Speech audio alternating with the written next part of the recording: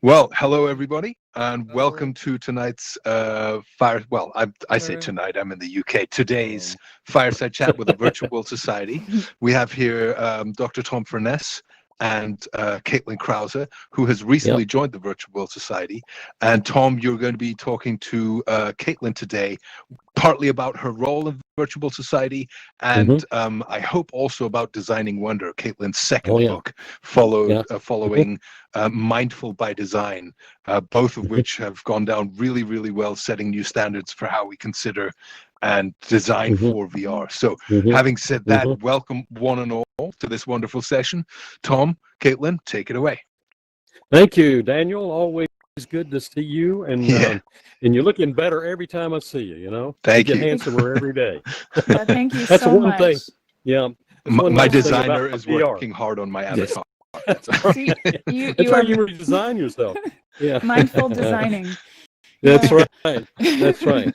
So wonderful to Oh, have all of you here. We want to always thank educators in VR for co-hosting this event with us. That pretty much we've been educated by the educators in VR about we should walk the talk and be in VR and be doing these things. We talk about VR an awful lot, but now we need to do it right in VR. And one of the doers in VR is with us today. I would call her my our guest, but actually she's more than that. She's actually a member of the family. So, Caitlin, what we're going to do today is we're going to learn some things about Caitlin's background, about how she came to be the Caitlin of today, and we're going to also find out her motivations for doing these things that she's been doing in mindfulness and in wonder, designing wonder. And we're going to be talking about the um, upcoming unfolding of the virtual society and our mission and Caitlin's role in that, which is pretty exciting.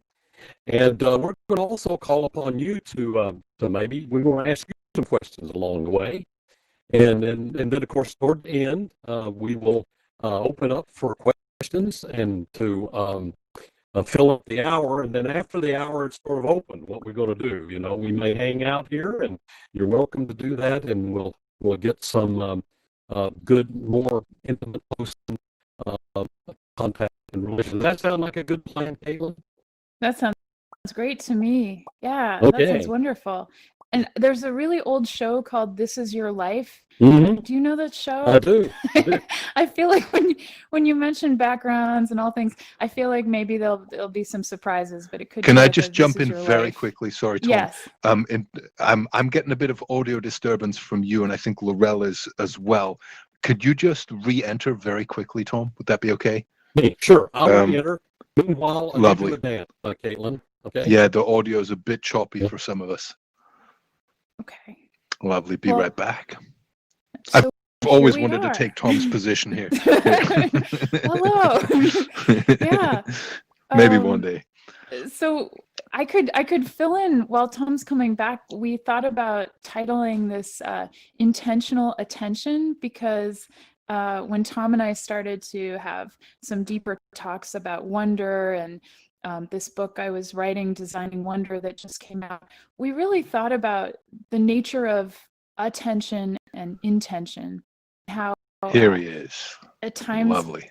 hi Tom, at times we can shine a flashlight with our thoughts and really focus on what we want to allow into our attentive world. And I think VR is great for cultivating that. So it sounds very abstract, but we started talking a lot about how we have a capacity to focus on what to let in, whether those are good moments that are happening or in community.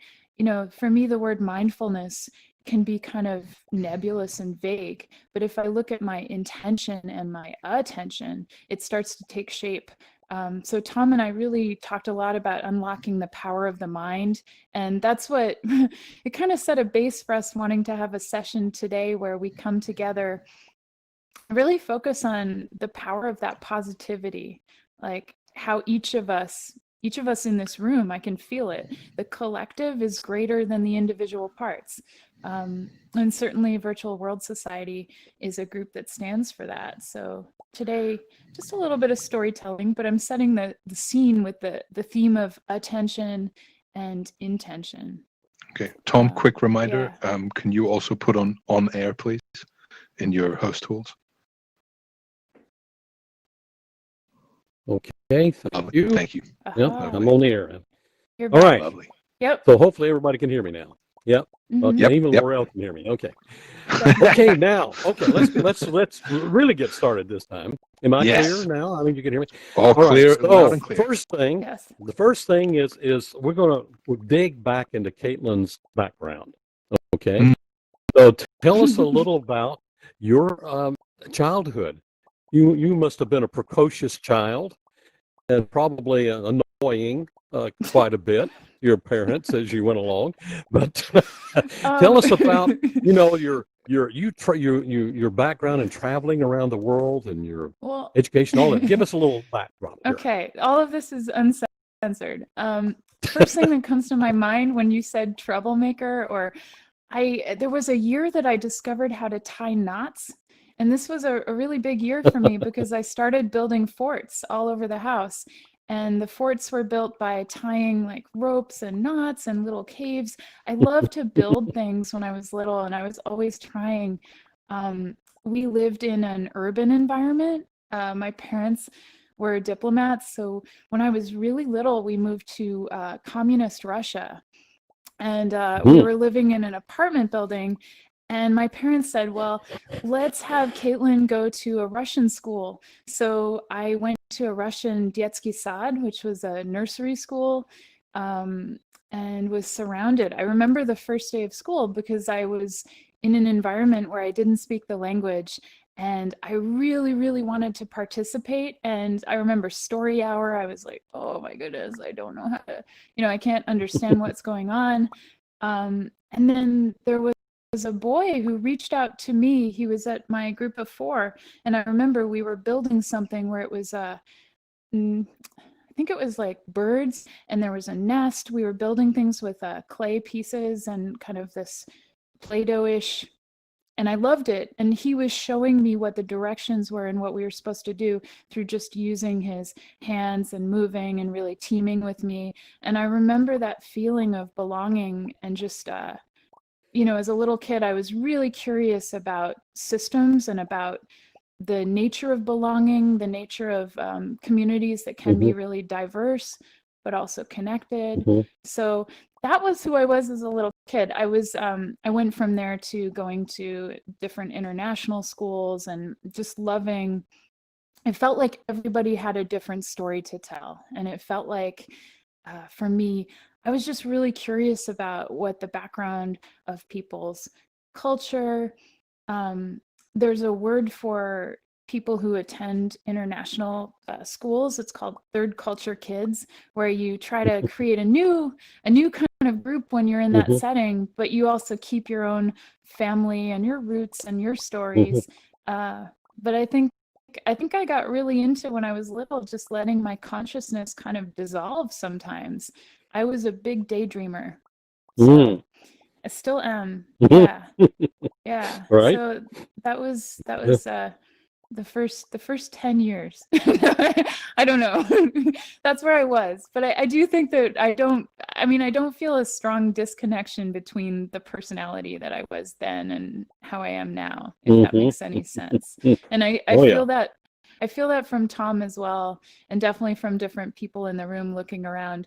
It's I think that Tom brings up the book Childhood's End sometimes, and I think that us being able to access our childlike spirits and our curiosity, I can still remember many times what it felt like to be somebody new in a school, or what it felt like to be my child state. And I feel like I can usually access that with a few mindfulness exercises. And for me, VR is like a perfect place to really go back to that state of wonder and openness and love underneath it all.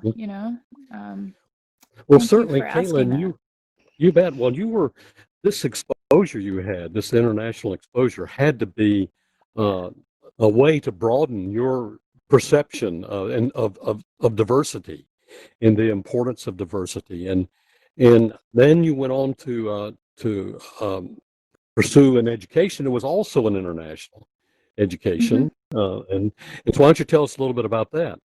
Sure.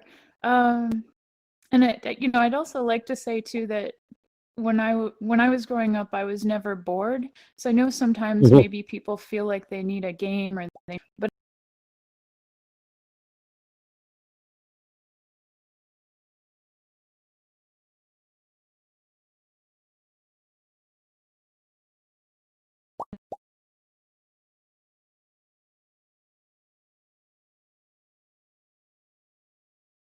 No, I really love to play. I like to use my imagination and play. I lived in a beautiful place in Western North Carolina, in the mountains of Western North Carolina, and went out in the woods and the forest and Pisgah National Forest, and we were building forts and playing all kinds of role games. And then I got into electronics, and my parents let me build this little lab in the basement, and where I made my gadgets and things like that. And I was just a happy kid, and my parents were really supportive, and so it was fun growing up. And I, as I've told you, Caitlin, and others, I don't know what it means to be bored, and I really don't. I can't identify with that, and I don't think I've ever really worked a day in my life. It's sort of been, just sort of, well, you know what I'm talking about. Yeah. So, but we want to get back to you. For sure. Now, okay, let's talk about your education a little bit. Sure. I wanted to be an astronaut. I wanted to be a pilot, kind of on my route there. And when I went into, let's just say I'm not a fan of boxes. I'm not a fan of, let's say, sometimes growing up in school, you find different curriculum areas and they're all divided by topic. And I kept thinking, I love poetry. I love art. I also love science. And my grandfather inspired me. He was someone who worked in, he was involved in aeronautics and also was a weatherman. And he built some of the technology that was about spacesuits being impenetrable to the atmosphere. So he was working with ultrasonics and bonding, and we would do a lot of science experiments in the basement and just, different projects. So when I went to school, I was someone who loved literature and expressive arts. So I had this interdisciplinary art kind of focus. But I was also attending on a military scholarship to be part of Naval ROTC and look at leadership in the naval program, and specifically some of the pilot training as well. So I had this kind of mixed background where I was going to school and loved this diversity of me being able to attend things like physics and calculus courses and also have my declared major be English. But I think it's a confusing time, right? Because you're in school and you're like, okay, what career path am I going toward? My eyesight ended up not being good enough to qualify for the pilot program. So for me, being in education felt a lot like trying to cross bridges, create connections between what had been seen as separate areas. And I discovered a love for VR and applied technology through my love of programming coupled with poetry. So it's kind of an interesting connection, because right out of college, I was a programmer and I was working more with technology, and then came back into education as a teacher after I had worked in a corporate setting first. And along the way went back to focus on poetry studies. And so, yeah, I think that it's not linear. Life is not linear. And I think I'm more led by curiosity than I am by a strict, let's say, way A plus B equals C. And, I felt like for me, I was building a career, but I also loved, this is a side note, but I really love lemurs, and I love the history of Madagascar specifically, and I find lemurs as a species really interesting to study. So I was part of a program in college also that studied lemurs in the wild and their behavior. So I didn't know Can I that. just very note. quickly, Yeah, just while you were talking, sure. poetic reality. I think that's Ah. that works for you. Poetic reality. Yeah. Yeah, I love Yeah. that. In fact, after this session, I'm going to be tweeting out a bunch of things. And I was recently on a podcast where we were talking about VR and they called it digital poetry. I'm thinking, yeah, poet, extended reality. Yeah, there's a lot of poetry within and underneath what we're creating. And yeah. So Caitlin, in the process of your marriage of poetry and technology and VR and all these things, you got into this thing that probably was embedded deep in you with this notion of mindfulness, and that you felt that you should go beyond just practicing mindfulness to explore how to basically design it. And so, would you tell us a little bit about that, how that transition took place? Sure. And I guess at this point, I was looking for the proper emoji and I didn't have it because I could make a heart. I could make a heart with discovering mindfulness. A lot of it for me was about, I guess if we could just zoom out from this moment right now, I just want to remind us and remind myself, we're here in this room now. You know, we're not planning for something else. We're not anywhere else. I keep reminding myself, be here now, enjoy the present moment. I felt so much a sense of time both collapsing and going very fast, and the need to really slow down and be present with myself in the moment. And if anyone out there is an educator, you might know what I mean. I moved to education as a lateral shift in career, and suddenly it seemed like I was always interrupted. Do you ever have a day where you feel like you set out and then it's like, oh, shift here, shift there? I was thinking about adaptive intelligence and the way that our brain works. And at the same time, I started really diving deep into expressive poetry coupled with what everybody was calling mindfulness. And for me, it was about intentional attention. How do I step away from feeling like that old cartoon of I Love Lucy, where there's a conveyor belt of chocolates and they can't package the chocolate, so Lucy starts eating the chocolate, and then her friend's eating the chocolate too, and then they're stuffing it down their shirts. And I felt like, oh my gosh, for all of us who are pioneers or who are risk takers, who are adventurers, it's not just that we want to step away and go into la la land and we need to stay with the rigor of life, but I also wanted to cultivate a sense of capacity in myself and in my students that were in the classroom. We're talking about 15, 20 years ago. I realized that mindfulness was actually a key to, let's say, changing the nature of a system. Because we're in a lot of performative systems where, let's just say, for education specifically, a lot of it is about maybe a sense of needing to prove something, whether it's a grade, whether it's being able to feel successful. And I realized that students were coming into my classroom conditioned to say, is this good enough? Is this what you want? And I wanted to flip that into me saying to them, welcome to the space. What's your story? How can you express yourself here? You want to grow? I'll be your mentor. How can I mentor? And to take a big jump to the side, mindfulness is a practice that has its origins in Buddhism.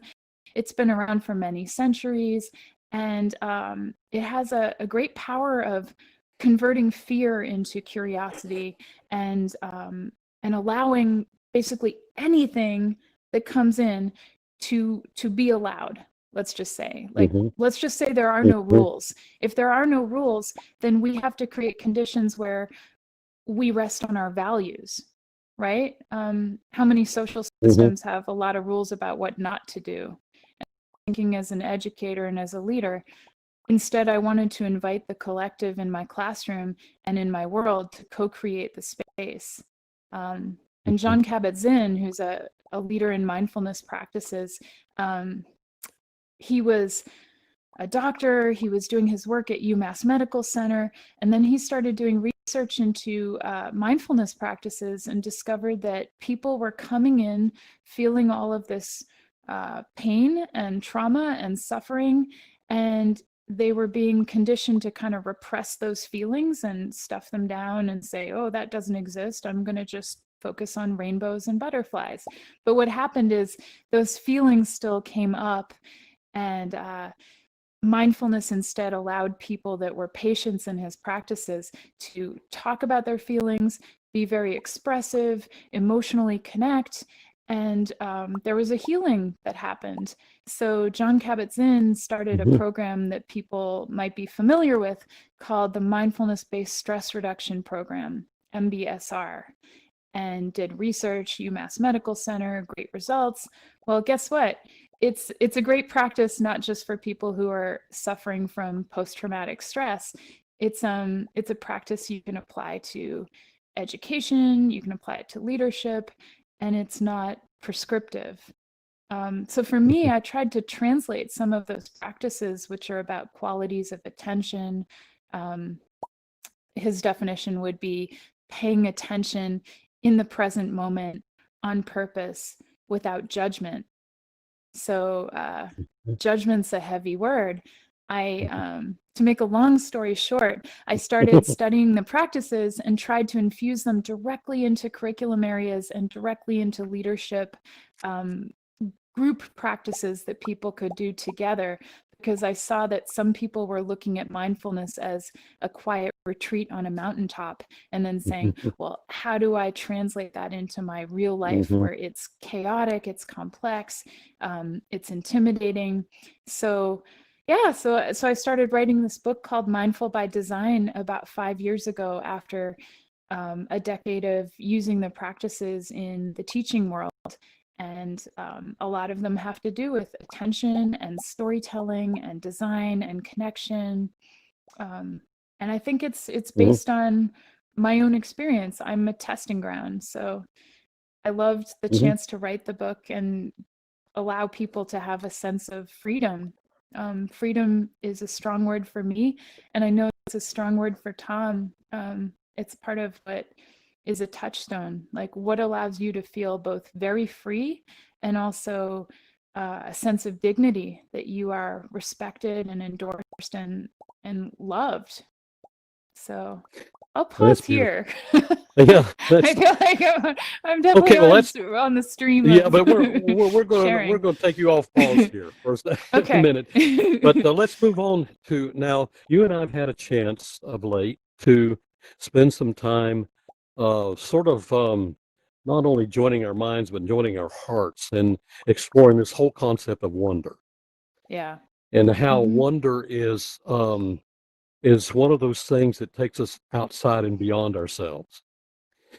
And so you have now authored your second book, Designing Wonder.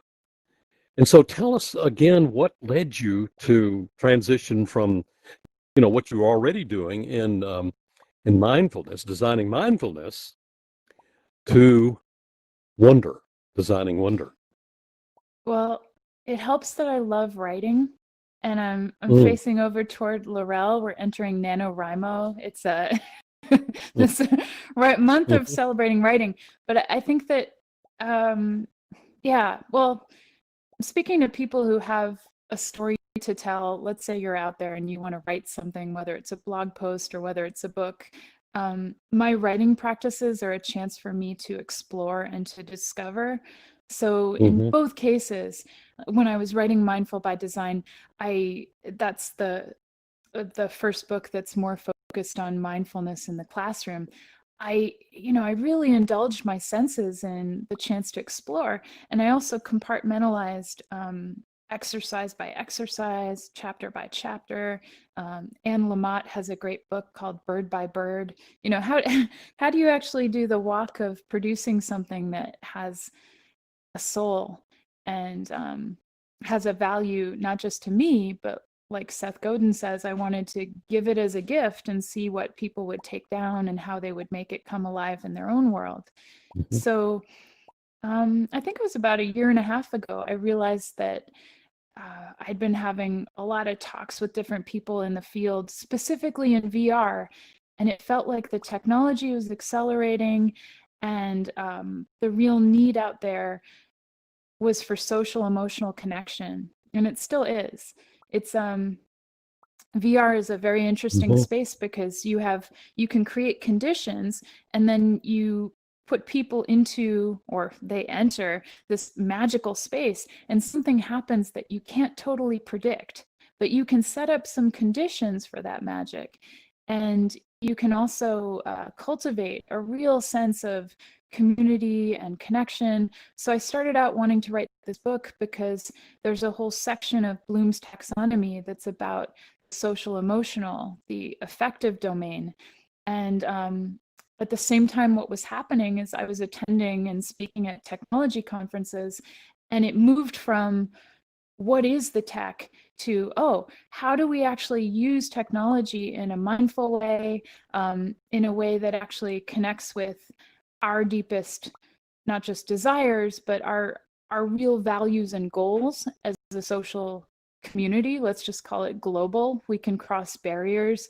I started becoming involved in some work with Stanford and Virtual Human Interaction Lab, and looking at empathy studies. So Designing Wonder had already had seeds planted in about late 2018.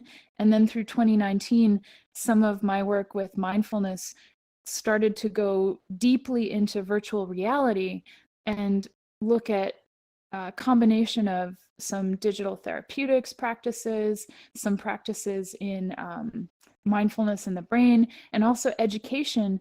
How do we get a collaborative atmosphere where people are able to listen to each other, share stories, and really build projects that have, I just see VR as a total freedom machine, because I think that, our colleague Matt Cook, he was saying recently, why not? Like, if you dream it, you can do it in VR. So a lot of the programs that I was involved in just sort of animated some of the research leading into writing this book.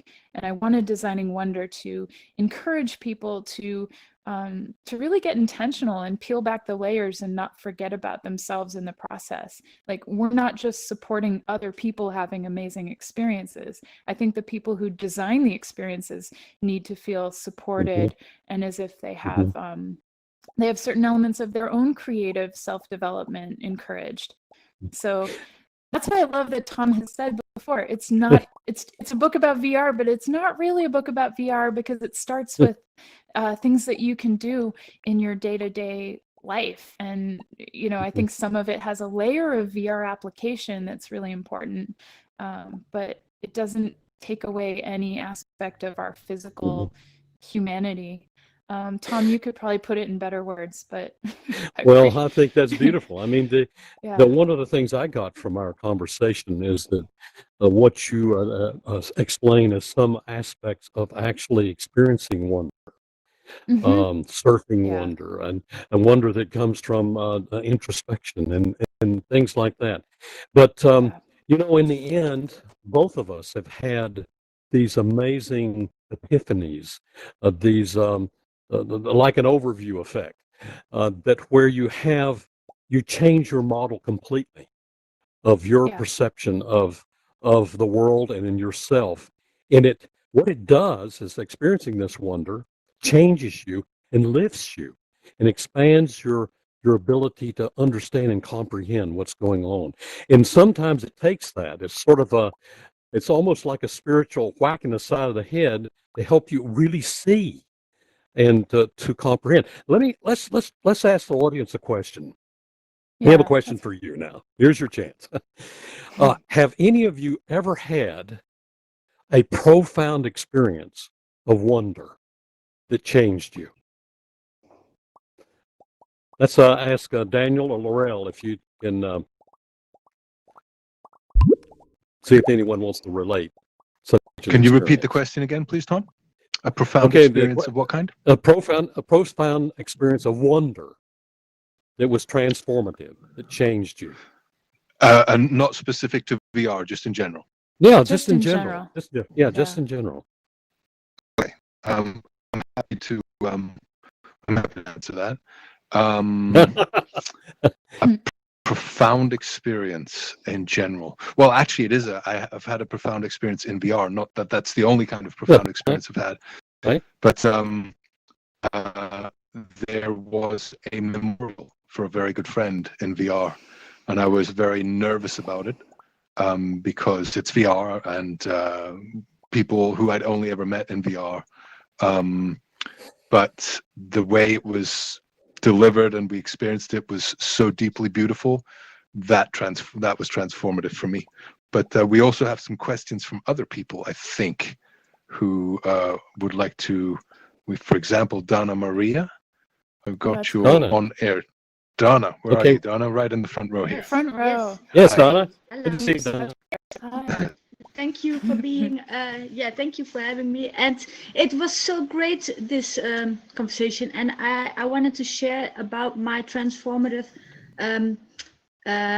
experience when I was in 2006. I've been sailing around the world as a crew member. And later also, I did that for a couple of years, sailing. And then also as a captain, I did that. But then in 2006, I did this self-development course in London. And I was really stuck in life in that moment. And I had everything I had in life, what I wished for myself. I had this amazing boyfriend. I had a job that really was paid well. I was in captain school and I did really well. And I was really doing the life that I had a really beautiful house. But I was so unhappy. But then I did this course in London. And my father advised me to do this course. And I felt this was just a weekend seminar. And I felt for the first time that I really was the captain of my life. So I was sailing already for 10 years almost. And then I never felt like the captain of my life during this weekend of this seminar that changed my life, that changed my view of life actually. And really, could transform my life from that day on. Wonderful. Thank you, Henry, for sharing that. All right, what else have we got? Let me have a look here. We also have, thank you, Donna, we have Gabe. Gabe is in room 2. So Gabe, please give us some emojis so we can see that you are with us, Gabe, somewhere around. I hope we can have a question from Gabe. I've switched on your microphone. Let me see if that's not working. Let me check. Is Gabe's up in the balcony, maybe? Gabe has unfortunately left, I think. Oh, okay. Not sure why. Okay, anyone else want to answer that question? A transformative experience? Otherwise, if you want to go to the next point or question or discussion, that's good too. Sure. Well, I think just to kind of chime in here. Sorry. Just Julie just suddenly jumped Julie. up. Julie wants to ask a question. Julie, right there you go, Julie. Hi, Julie. Hi, guys. Hi. Can you hear me?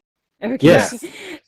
Great to see everybody. But I thought I'd share this story because Daniel was in the room as well. And this was so transformative for me. I think it was, and I'm thinking it was almost a year ago, but I've lost track of time. But it was for myself, being engaged on the stage for that session. And the first time that I reached out and shook Daniel's hand, knowing that I was in Canada, in just outside of Toronto, and Daniel was in the UK, and it vibrated in my hand. And that moment of craziness, being on the moon, first of all, doing our presentation, but that transformative moment. And I share this story a lot because people go, "Holy crap, that happened!" And I think just that moment of knowing how immersive this technology could be, and then accessible, and then could take you anywhere, and you could have any conversation and be with anybody in the entire world, and also have that haptic feel. that to me was one of the most impactful moments in Mm. VR that I share with people, because Wow. it brought me Yeah. to that, what else is possible? It was just Right. a pure definition of wonder for me. So thank you, Well, Daniel, for that fantastic. handshake that day. Thank you. I remember it This well. is I remember great. it well. Isn't I it feel wonderful? as if Julie is kind of reading, I mean, these answers, Dana Maria as well, but reading my mind here with the fact that we didn't give a definition of wonder. We didn't say wonder means this and what's your experience with wonder.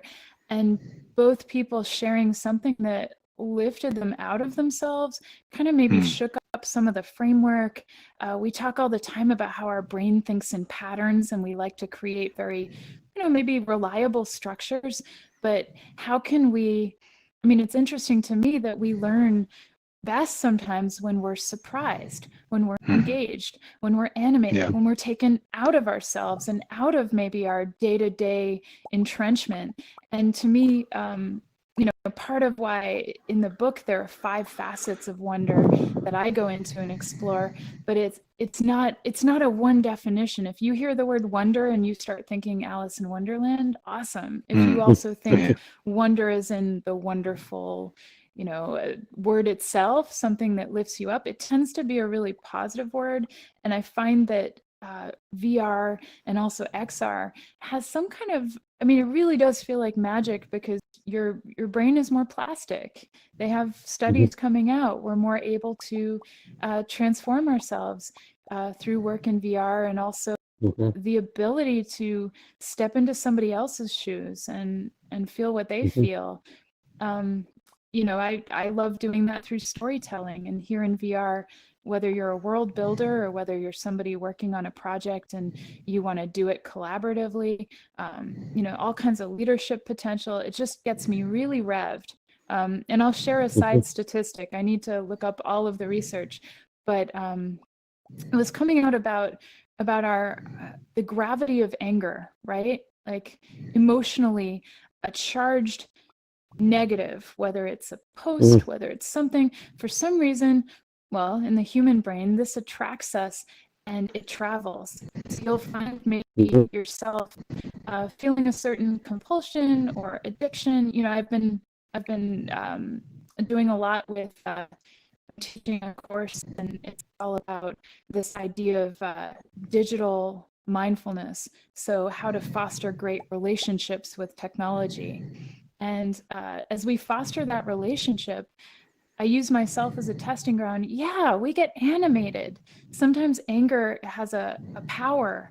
And statistically, the emotion that combats the most is wonder, a sense of wonder.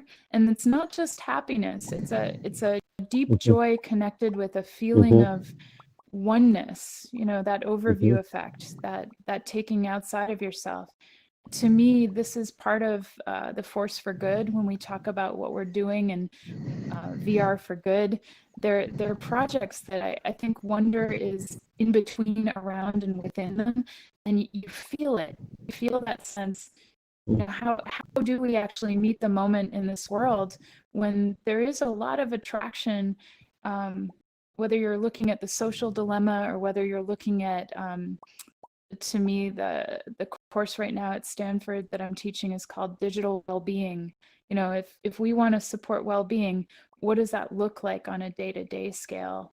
And to me, wonder it has to be intentional. Otherwise, it doesn't get attention during our day. We have to say, I prioritize wonder and I want to practice it in my life. And believe me, it's kind of amazing when you make that choice to do that. And mindfulness is the same way. I used to say, I have no time to, let's say, formally meditate, or I think I'm a really bad meditator.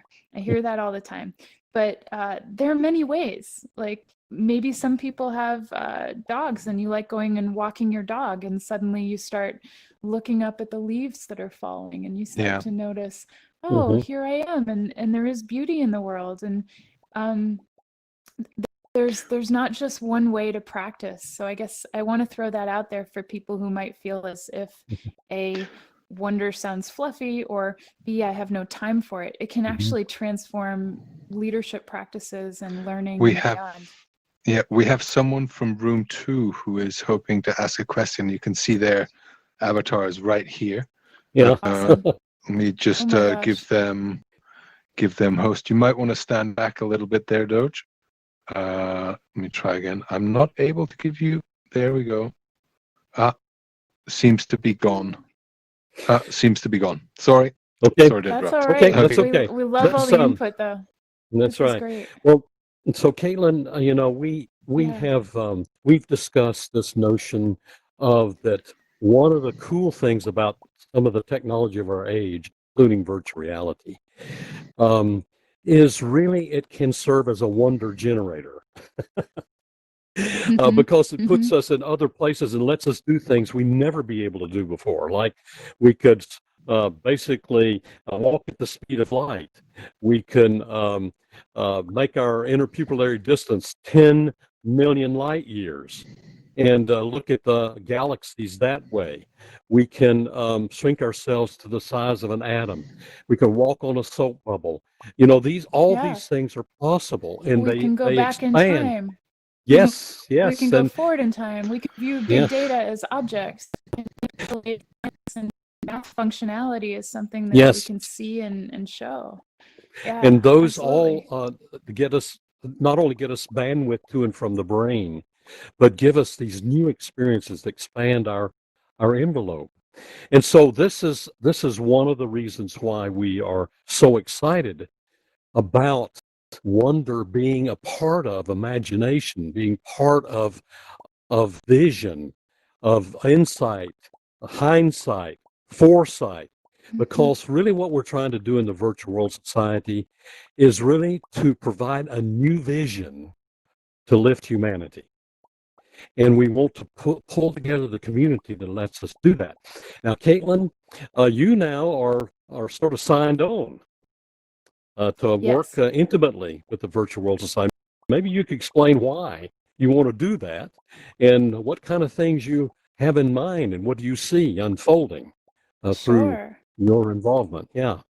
Well, it feels like a joy to be involved. And I also think, Tom, you mentioned these gems that just kind of rise up. And in the context, you mentioned hindsight, insight, and foresight right now. And I think, I do, the word consideration comes up. I have a role now that I'm thrilled about sharing, and it's with the Virtual World Society as somebody who is directing some of the community functions and also in the business development, looking at how we engage with people worldwide who are maybe fueling that force for good. How does business development operate in a really sustainable way with a community in mind that I see as active resources? There are people out there that might be feeling as if they're doing the work by themselves, and yet there is a collective here, and you've experienced it in this room. I think that for me, the intention underneath when we talk about where we are in this moment, how can we take the deep knowledge that we have from the past, and that would be the hindsight? How can we look toward the future and be very aspirational? That would be the foresight. To me, there's a role to play right now, and I'm a community steward. I see myself definitely as having a combination of insight that looks deeply within as I'm exploring and intuiting, and then also deeply out. How do we lose ourselves to find ourselves and exist in communities of creative capacity?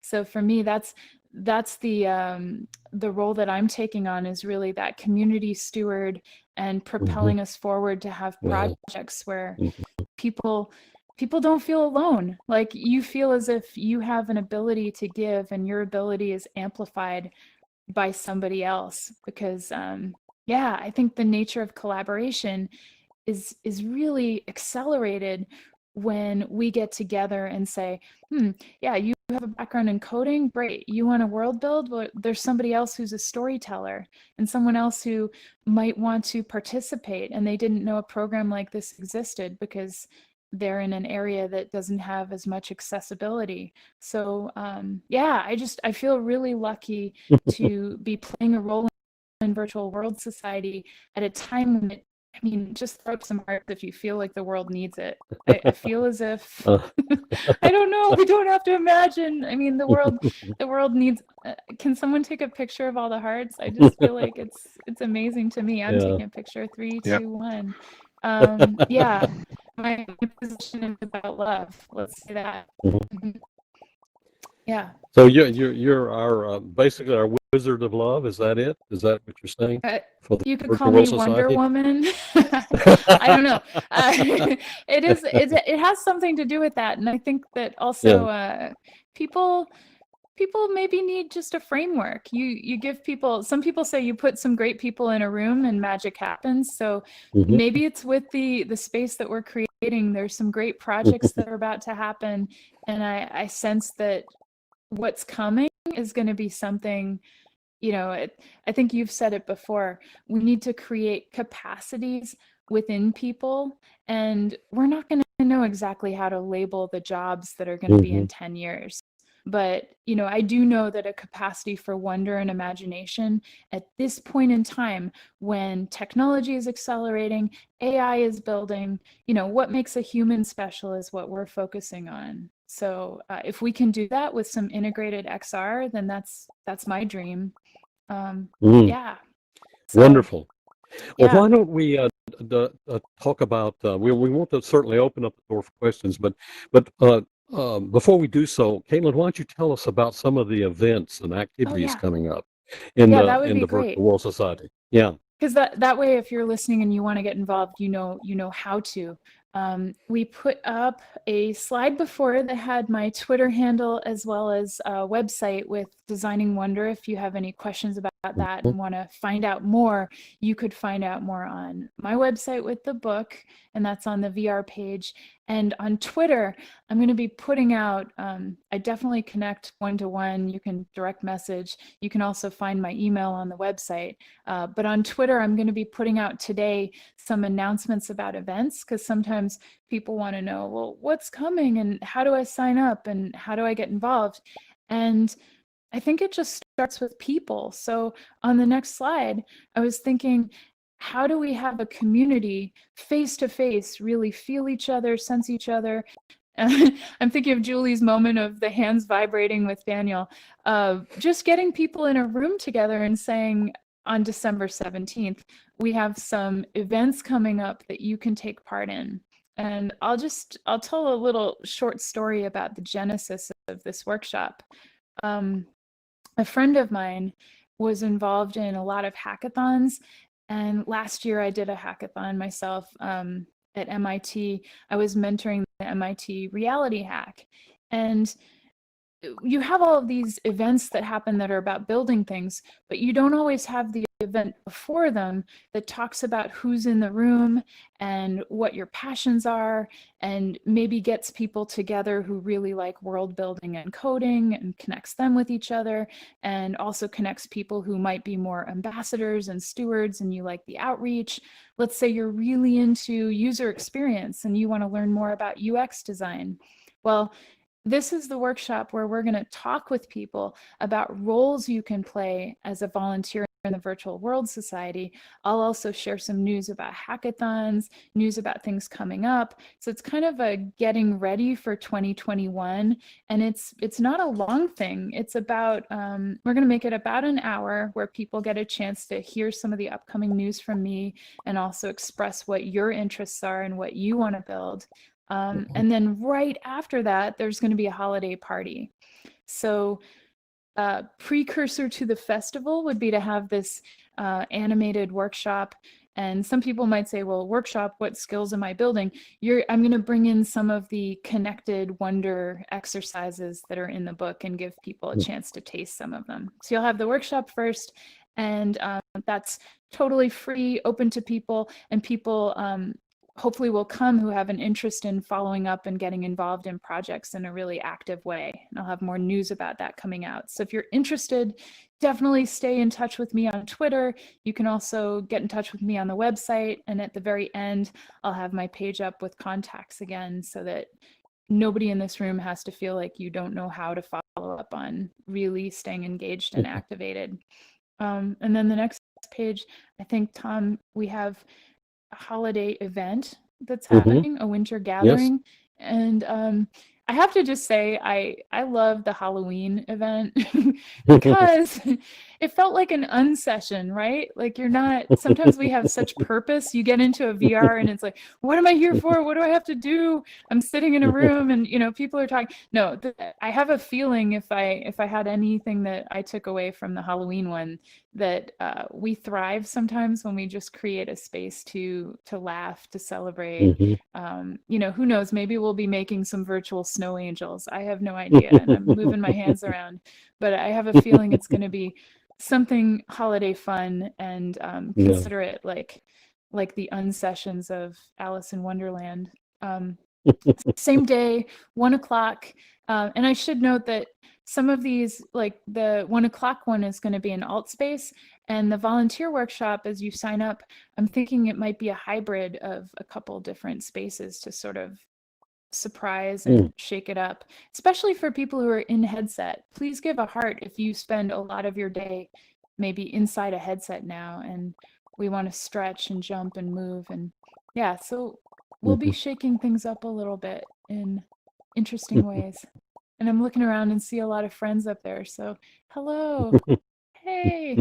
Yeah. So I'm just hoping people join. And I think on the next slide, if you want to, yes. Okay. So if you want to get in touch and you feel like you've been somehow moved in some way today by anything we said, please write to me, because sometimes in VR you have this experience, you like it, and then we're just sort of in the same orbit and we happen to be in the same places.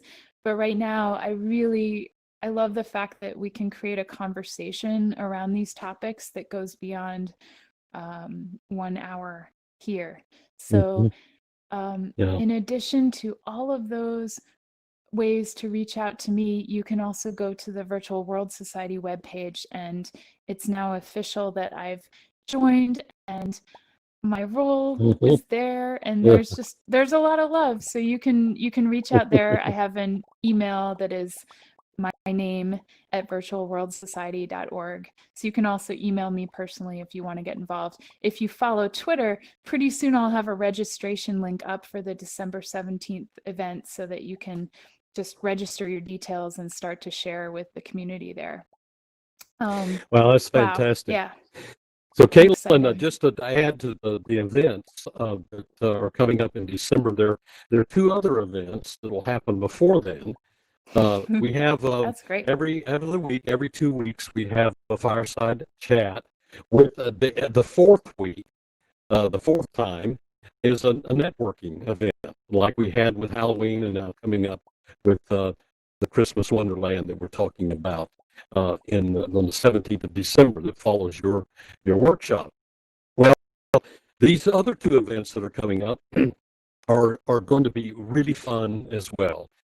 Nani De La Pena, who is a storyteller in VR. I don't know how many of you have heard of Nani De La Pena. She is an amazing person who makes films, VR films, and things like that. And Nani is going to be with us. And then we're going to have, have anybody heard of the Look Club? The Look Club. I heard of the Look Magazine. But yeah, but this is called the Look Club. These are ones that, these are 3 women who basically spend time going into the virtual worlds and looking around, and then reporting about it. And they're a gas. I mean, I'm going to be meeting with them in Zoom here a little bit later this afternoon to prepare for this event coming up. But let me tell you, it's going to be a hoot when that comes up in I think 2 weeks from today, or 4 weeks from today. I have to make sure, but you'll know. It'll be posted. It's already posted, I think, on the AltSpace site.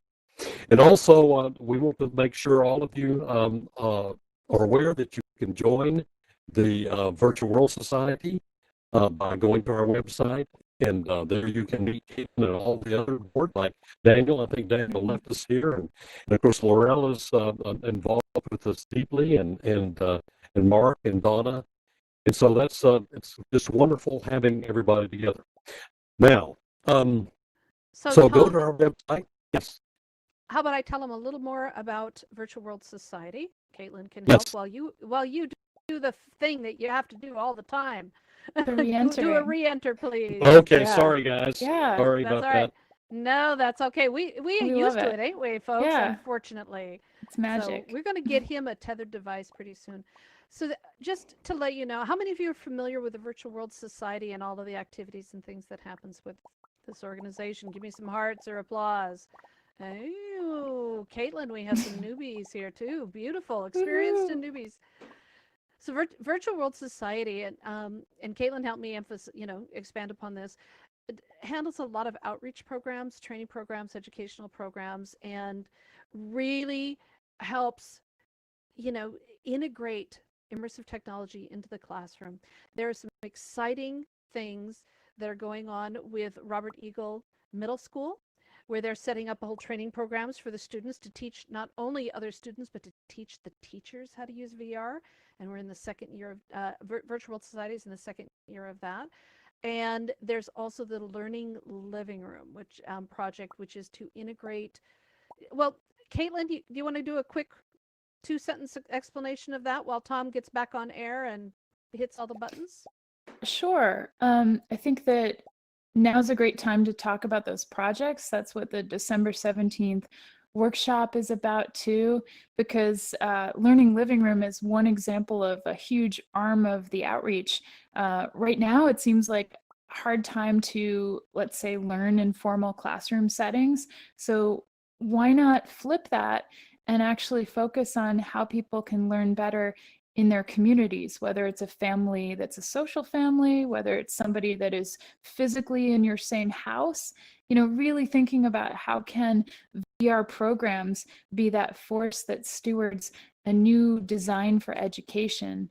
So Learning Living Room right now is a project that has ample room for people to jump in and get involved. We'll talk about it on December 17th, but we're really looking at how can different experiences in VR have an architecture so that your community or your family could take that, run with it, and say, okay, some of it involves world building, some of it involves going and exploring, sort of like physically exploring a new land, a new place in the world, maybe building something that is based on a dream that you want to create a reality for in VR. And Learning Living Room is a project that makes all of that possible, with mentorship, with support, and with the architecture of some of the methodology of how we can learn better in VR with each other. And it's in development, so it's really something that is exciting right now to get involved in if you want to be part of that project. That's one of several coming up. And for me, it's an exciting time for sure, because so much is about to be announced in the coming week. About both December 17th and about my role bringing some people on board who might be like fellow astronauts who want to float and create something new together, right? Yeah. Right. So that's a little bit of detail about it, but I will say it's also co-creative. So if you've been part of projects, this is not a finished product that we're going to present and say, this is the Learning Living Room product. It's actually something that people co-create together in a community and make it your own. So that to me is also really exciting. Yeah, thanks for that, Caitlin. Now, we want to open up for a few questions. Do we have enough time, Laurel and Daniel, to do that? To have some sort of a little time for questions? Is that okay Always. with you, Caitlin? Oh yeah. Okay. Okay, we'd like to Always. open it up to you. Yeah. Let's hear questions that you might have from our audience. Again, if you want to raise your hand, that's the easiest way of us being able to manage the audio. If we have audios everywhere, microphones everywhere, it gets a little bit chaotic. So please, if you do have anything you'd like to share with us, raise your hand, which is down kind of at the bottom right area there. But this is some of the nicest time of an event as well, when the audience gets to kind of participate and share.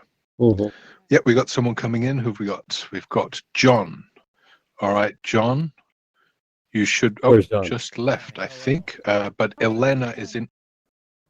Where's John? Can you hear me? Yes. Hello. Yes, Yeah. I Okay, think cool. so. Awesome. Okay, let me. All right. This is Here you are. Mm-hmm. Hang on 1 second. Audio just went off. Coming back to John 1 second. Where are you? Try again. Sorry. John's in good humor. He's in good He's in Good. good humor. He's Are you happy at okay. least. Here we go. Now, All right. John, Okay. here we go. All right. Let's hear you. Okay, John. All right, so I just have like maybe it's kind of a weird question, and I know both of you are public speakers. So my question is, do you get as like what is your level of nerves speaking in VR situations versus like real life public speaking situations? I'm just curious about it. This is a great question. I feel as if yeah, I'm somebody that might be a rarity. I like public speaking. Maybe you can tell I get really jazzed by kind of like the real life connection, and I feel as if we're in the room together in VR. The question, just in case you couldn't hear John, the question was about public speaking and whether there's a different level of nerves if you're in person, let's say in an auditorium of 1,000 people versus VR where there could be 1,000 instantiations. Ooh, okay. So for me, it's a great question because it involves whether or not I'm more nervous here in VR or if I'm nervous when I'm up on stage at a quote unquote real event that would be in real life. I'd love to have another session about this because here's the thing. In real life, let's say there's a lot that has to happen before in order to make the event possible. And I think that the coordinators of the Educators in VR Summit in February could speak to that topic. Anyone who gives like a live keynote, like I have in the past, it takes sometimes 2 days of travel beforehand, a lot of preparation that way. And then you get up on stage and it's kind of like go time where suddenly there's a glow and things happen and I just focus on the audience and their energy.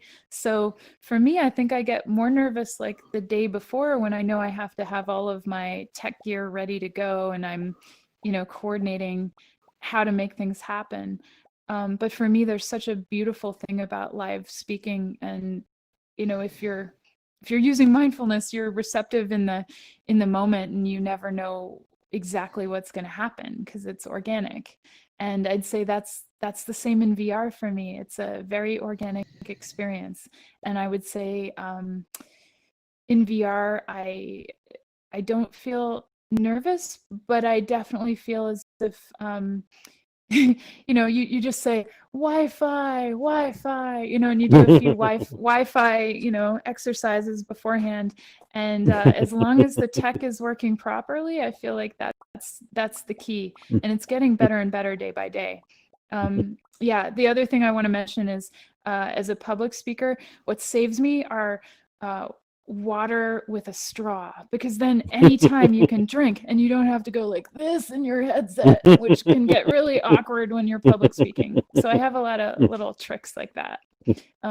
Thanks, John. So John, let me follow up with this. What was your motivation for asking the question, if you don't mind telling us?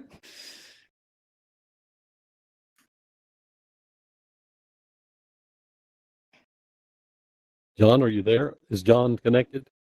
Hello. Okay, here we go. Hi. Okay. All right. Yeah. I'm in 2D right now, and I came in and when I saw everybody in the room, it felt like we were really congregating here. It felt like a real like a real social situation, and that was really cool. How real it feels right now. Like we're all in this room right now. That's awesome. And I didn't really expect how real that would feel. And so as a result, I know both of you are public speakers, and I get nervous sometimes public speaking too.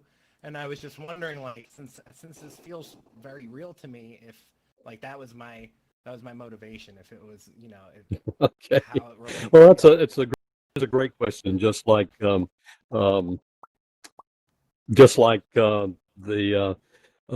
question, the answer that Caitlin gave.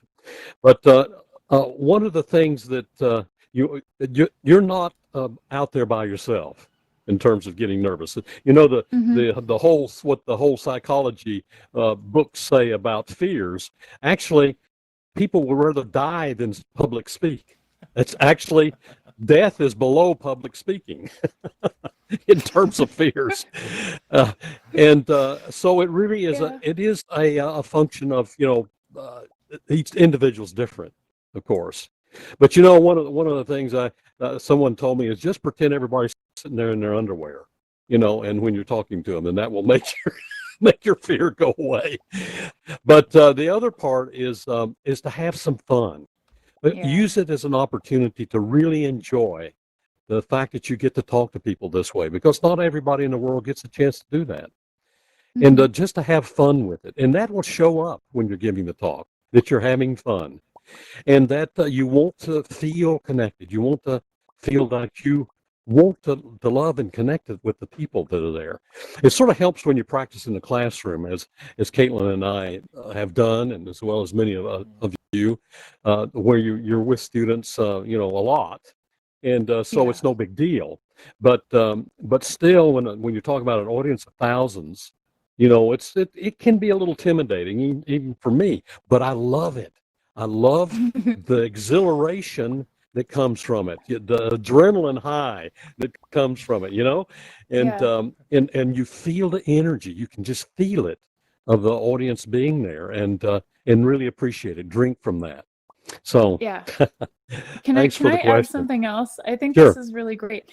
I don't know if anyone's had this experience, but sometimes I'm speaking in VR and I take off the headset and I want to just like bounce around the room. Like I do a little dance, because I think that who is it? Kent Bai talks a lot about the interstitial moments that we miss. So I think that in the future, every VR speaking event should have like an ante room where you have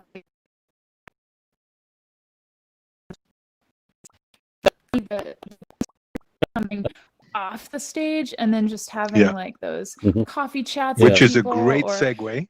Yeah, okay. Which is a great segue. I think that's what we're going to do right now.